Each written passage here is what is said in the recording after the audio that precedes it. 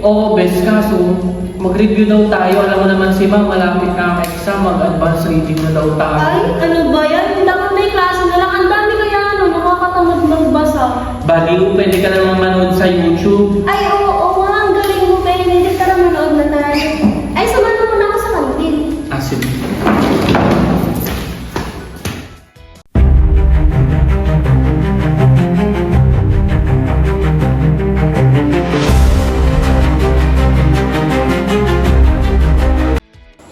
Mabuhay! Handa na ba kayong sumama sa akin sa isang napakagandang paglalakbay? Pero bago yan, hayaan niyo muna ako magpakilala. Ako nga pala si Rosel Carandang at nandito ako para ibahagi ang buhay ni Dr. Jose Rizal, ang ating pambansang bayani. Tara, sumakay tayo sa ating time machine at balikan natin ang buhay ng isang bayani. Handa na ba kayo? Hawak niyo na ba ang inyong mga virtual na ticket? Gara na tayo! Si Dr. Jose Protasio Rizal Mercado E. Alonzo Yolanda ay isinilang noong Hunyo 19, 1861 sa Calamba, Laguna, sa piling ni Francisco Mercado at Chidora Alonzo, dalawang magulang na nagtanim sa kanya ng pagmamahal sa edukasyon at sa bayan. Alam niyo ba na si Doña Chidora o Aling Lola ay nahirapang iluwal si Rizal ng buhay? Ito'y naging dahilan din ng tuying sakitin ni Rizal. Siya ang ikapitong anak sa 11 magkakapatid. Maaga pa lang, nakita na ng kanyang ina ang kanyang husay sa pagsulat at pagpipinta. Jose was designed by nature to be an artist. This he revealed before he was 5 years of age, for without any assistance from others, he began to draw with his pencil and would mold objects in wax or clay. Sa murang edad pala ay nakakasulat na at nakakabasa si Rizal. Kamangha-mangha naman. Alam niyo ba na isa sa kanyang mga paboritong pagkain ng beef steak? Isama niyo na rin ang champorado at tuyo. Ang kanyang mga tiyuhin ay may malaking impluensya rin sa kanyang pag-unlad. Tinulungan siya ni Tio Jose Alberto, isang mahusay na pintor na paunlari ng kanyang likas na talento sa sining. Si Tio Gregorio naman, isang masigasig na mambabasa ay madalas siyang turuan tungkol sa pundasyon ng tagumpay at malalim na lohika. Samantalang tinulungan naman siya ni Tio Manuel, isang mahilig sa sports at ehersisyo, na palakasin ang kanyang katawan sa pamamagitan ng mga athletic drills at martial arts at pisikal na ehersisyo. Ang mga ito ay nakatulong sa kanya na matuto ng 20 wika sa kanyang paglaki. Pisikret ako, si Jose Rizal lang ang Rizal sa kanilang pamilya sapagkat ang kanyang magulang maging ang mga kapatid niya ay Mercado.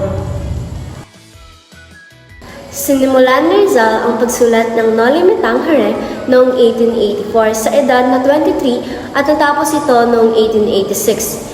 Inilathala ito noong February 21, 1887. Samantala, sinimulan niya ang El Filibusterismo noong 1887 at natapos ito noong 1891 sa edad na 30. Inilathala ito noong September 18, 1891. Ang mga nobelang ito ang nagsilbing inspirasyon sa mga Filipino sa pakikibaka para sa kalayaan.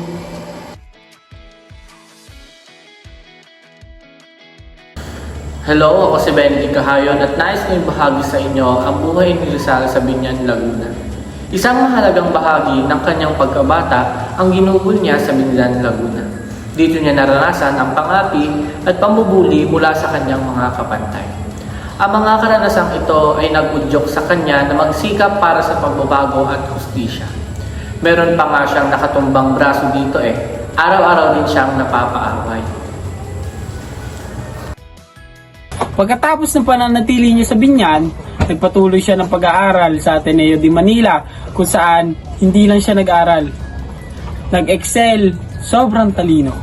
Pero di lang siya puro aral ha, mahilig din siyang maglaro, sumali sa mga debate at magpinta. Pagkatapos ng Ateneo, nag-aral si Rizal sa University of Santo Tomas.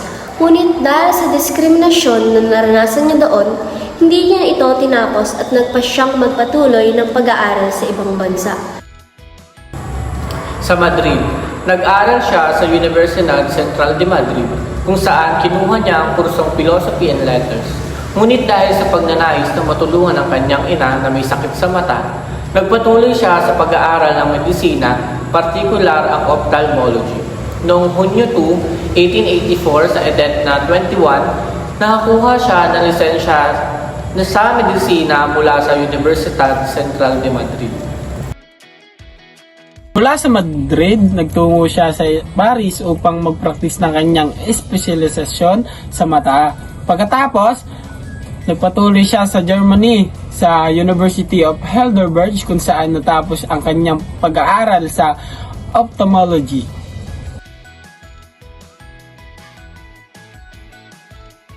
Huwag natin kalimutan ang kanyang pag-ibig. Si Rizal ay nagmahal kay Leonor Rivera o kilala bilang True Love ni Rizal. Ngunit naharap sila sa mga hamon dahil sa mga pamantayan ng lipunan at dahil na rin napamahal si Leonor sa ibang lalaki. Kalaunan, pinakasalan niya si Josephine Bracken, isang babaeng malahing Irish.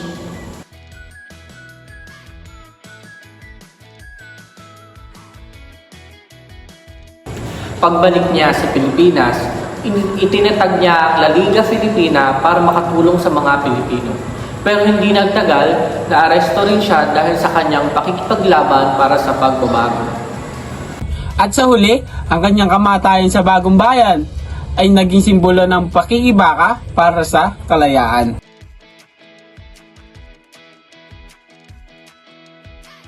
Madami ding napuntahang bansa si Rizal. Tara, isa-isahin natin. Pero ang ginamit niyang pangalan ay Jose Mercado dahil matunog ang Rizal sa bansa noon. Tsaka alam niyo bang 5,000 lamang ang dala niya pero napakaraming bansa na ang kanyang napuntahan?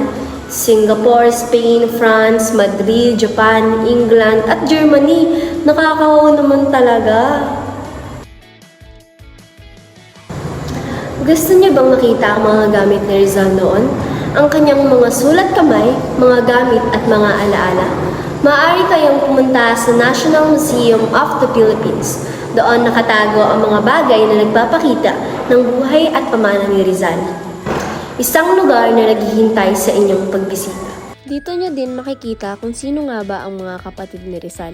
Sina Saturnina, Pasiano, Narcisa, Olympia, Lucia, Maria, Concepcion na bata pa lamang ay namatay na, Josefa, Soledad at Trinidad. Yan ang kwento ni Rizal, isang kwento ng tapang, pagmamahal sa bayan at pagnanais para sa isang mas magandang kinabukasan. Sana ay nagustuhan niyo ang ating paglalakbay.